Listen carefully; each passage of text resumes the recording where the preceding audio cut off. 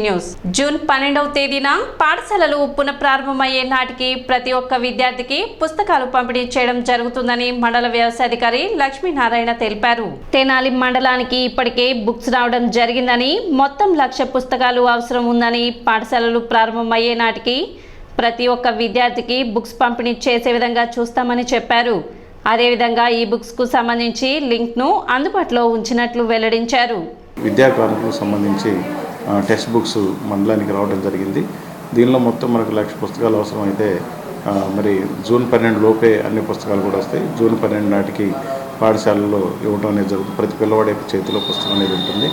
అయితే దానికి సంబంధించి ఇప్పటి వరకు మనకి దాదాపుగా ఒక 40,000 పుస్తకాలు రావడం జరిగింది. అంటే 50% పుస్తకాలు దాదాపు రావడం జరిగింది. మిగిలినవి కూడా రావడం వస్తాయి.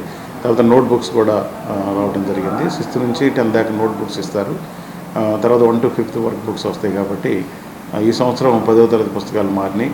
దానికి సంబంధించినటువంటి టైటిల్స్ అన్నీ కూడా రావడం జరిగింది.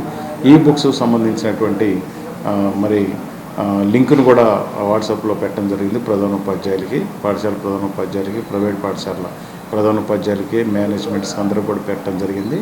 దాన్ని కూడా డౌన్లోడ్ చేసుకుని ఆ పుస్తకాలు మనం కంటెంట్ ఏముందో ఏందనేది కూడా చదువుకోవడానికి అవకాశం ఉంటుంది.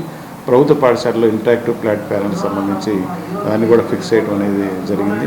వేసవిలో భూమి దుక్కి దున్నుకోవడం ద్వారా భూమిలో సారవంతం పెరుగుతుందని మండల వ్యవసాయాధికారి ప్రేమ్సాగర్ వెల్లడించారు. వేసవిలో దుక్కు దున్నుకోవడం వలన భూమిలో ఉన్న కలుపు మరియు పురుగుల లావా బయటకు వచ్చి ఎండిపోతాయని, ఈ విధంగా వేసవిలో దుక్కి దున్నుకోవడం వలన రైతులకు మేలు జరుగుతుందని చెప్పారు. అదేవిధంగా పచ్చ రొట్టె విత్తనాలు సాగు చేయడం ద్వారా కూడా భూమి సారవంతం పెరుగుతుందని, ఇప్పటికే ఆర్బీకేల ద్వారా 50% రాయితీలతో రైతులకు పచ్చిరొట్ట, జిలుగు, పిల్లి పెసర విత్తనాలను అందించడం జరిగిందని, ఇంకా కొంతమంది రైతులు విత్తనాలు కావాలని కోరారని, ప్రభుత్వం దృష్టికి పంపి వాటిని వీలైనంత త్వరగా రైతులకు అందించడం జరుగుతుందని తెలిపారు.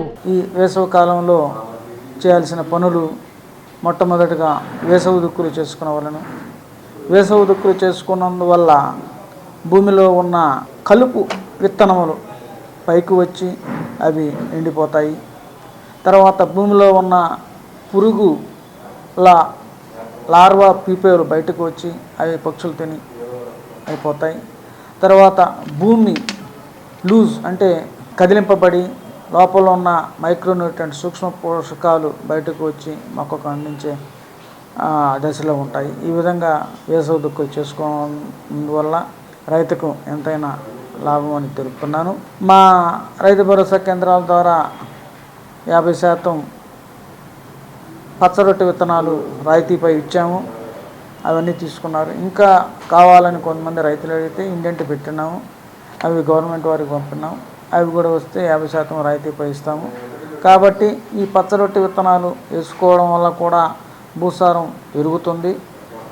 అదనంగా మనం వేసే ఎరువులకు కాకుండా నత్రజని, భాస్వరం, పొటాషు ఈ పచ్చరొట్టె విత్తనాల్లో అందుతుంది. కాబట్టి మీరందరూ సాధ్యమైనంత వరకు జీలుగా, జనుమ, పిల్లి పెసర విత్తనాలను ఈ సమ్మర్ సీజన్లో వేసవి కాలంలో సాగు చేయవలసిందిగా రైతు సోదరులను కోరుకుంటున్నాం. రూరల్ మండలం బుర్రిపాలెంలో శ్రీ లక్ష్మీ నరసింహస్వామి కళ్యాణ మహోత్సవం ఘనంగా నిర్వహించారు. కళ్యాణం అనంతరం భక్తులకు అన్నదానం చేశారు. కార్యక్రమంలో ధర్మకర్త వెంకటేశ్వరరావు, పాండురంగారావు, పద్మావతి, కార్తీక్, ఐశ్వర్య తదితరులు పాల్గొన్నారు.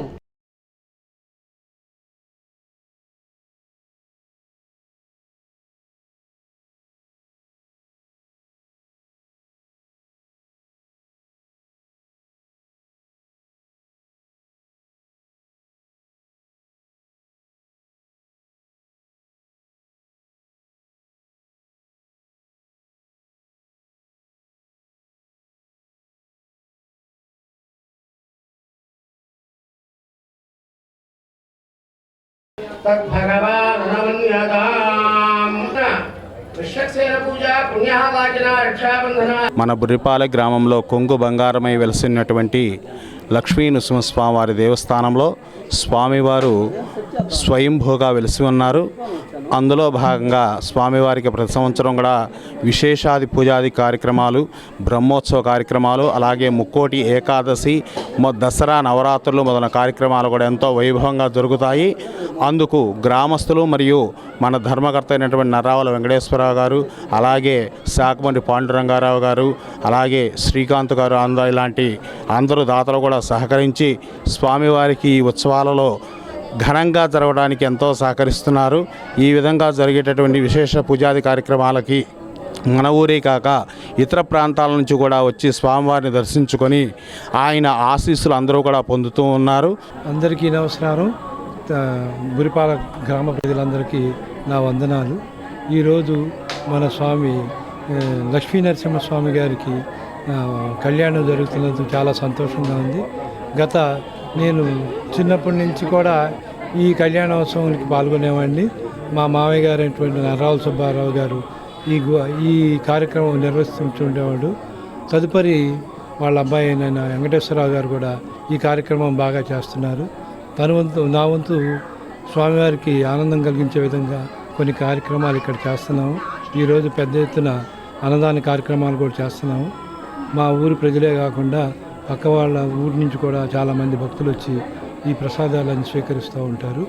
ఏదైనా సరే మా గ్రామంలో ఇంత బాగా జరగటం మాకు చాలా ఆనందంగా ఉంది.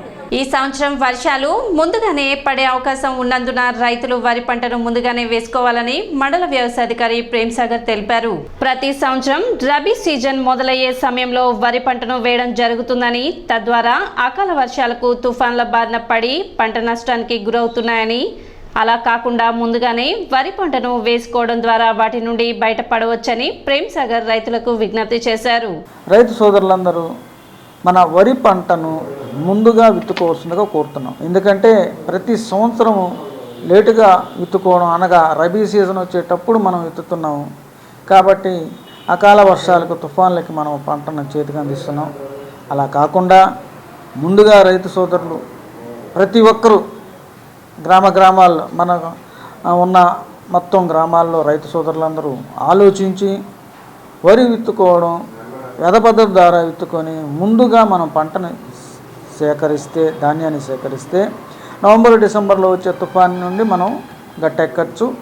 తర్వాత ఆ తుఫాను పోయిన తర్వాత జొన్న, మొక్కజొన్న, మినుము, పెసర వేసుకోవచ్చు.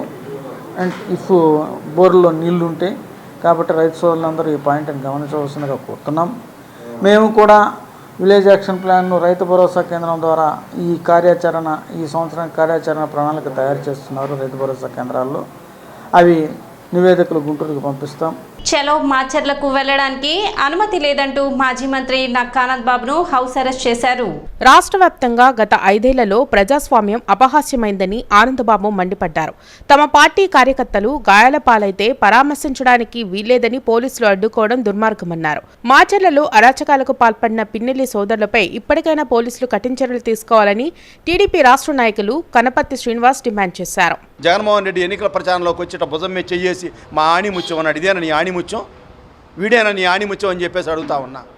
ఆ మహిళలు ఎదురొచ్చి ఇదేందని అడిగితే నువ్వు ఎంత దుర్మార్గంగా మాట్లాడావు, మహిళల్ని ఎంత నీచంగా మాట్లాడావు. నిన్ను ఈ నాగరిక సభ్య సమాజంలో నువ్వు అనాగరికుడివి, నువ్వు మానవ మృగానివి. నువ్వు ఎటువంటి పరిస్థితుల్లో కూడా మా అభ్యర్థి 10,000 పైన మెజారిటీతో బ్రహ్మారెడ్డి గారు గెలవబోతా ఉన్నాడు. ఇప్పుడు కాదు నేను చెప్పేది, భవిష్యత్తులో కూడా నువ్వు ఇవాళ ఈవీఎంలని ధ్వంసం చేసిన దాని కేసులో జీవితాంతం కూడా నువ్వు మళ్ళీ తిరిగి ఎన్నికల్లో పోటీ చేయకుండా ఎన్నికల కమిషనర్ నీ మీద నిషేధం విధించాలని తెలుగుదేశం పార్టీ డిమాండ్ చేస్తాం. టీడీపీ పిలుపునిచ్చిన చెలో మాచర్లపై పోలీసులు ఆంక్షలు విధించారు.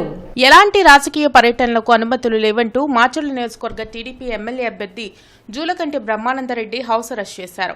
గుంటూరులోని ఆయన స్వగృహంలో పోలీసులు అడ్డుకుని నోటీసులు ఇచ్చారు. దెబ్బతిన్న తమ పార్టీ కార్యకర్తలను పరామర్శించి ధైర్యం చెప్పాల్సిన అవసరం తమపై ఉందని బ్రహ్మారెడ్డి అన్నారు. ఈవీఎంను ధ్వంసం చేసిన పీఆర్కేపై కఠిన చర్యలు తీసుకోవాలని డిమాండ్ చేశారు.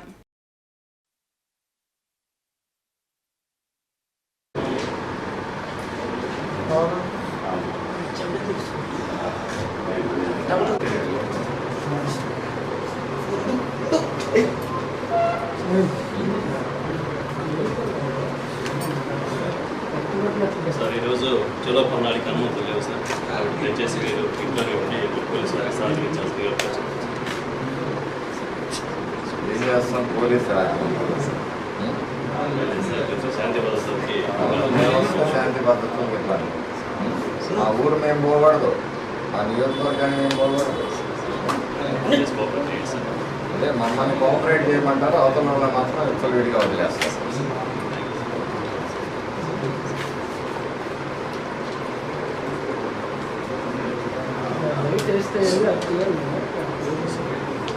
సిటీ న్యూస్ ముగించే ముందు ముఖ్యాంశాలు మరోసారి.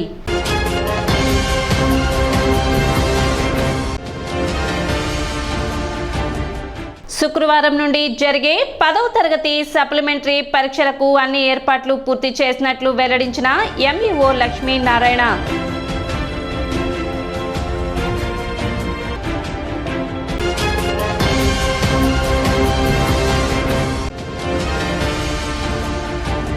వైభవంగా ముగిసిన నాజర్పేటలోని పాండురంగస్వామి దేవస్థానం 84వ వార్షిక మహోత్సవాలు.